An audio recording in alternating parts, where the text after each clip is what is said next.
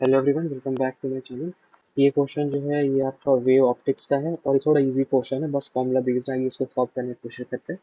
ये क्वेश्चन कहता है कि in Young's double slit experiment, मतलब कि डबल स्लिट की एक्सपेरिमेंट है, ठीक है। Wavelength of 700 nanometre is used, then fringe width of 0.7 mm is obtain.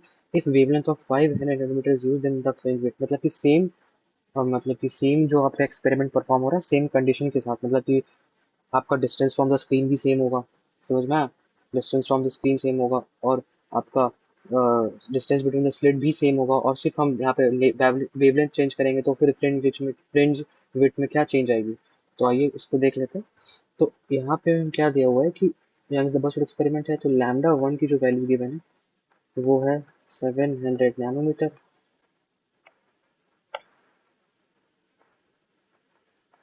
ठीक है। और फ्रिंज विड्थ मतलब बीटा, बीटा ही क्या है, फ्रिंज विड्थ।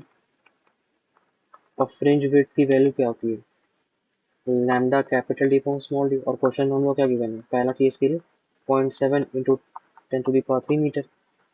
अब क्या बोल रहा है कि जब हम वेवलेंथ चेंज करके दूसरा मतलब कि दूसरे वेवलेंथ की लाइट लाते हैं तो फिर फ्रिंज विड्थ क्या होगा, फ्रिंज विड्थ की वैल्यू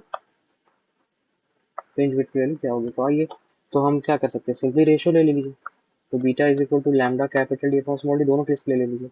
इसी का रेशियो करके सॉल्व कीजिए तो आ जाएगा आंसर।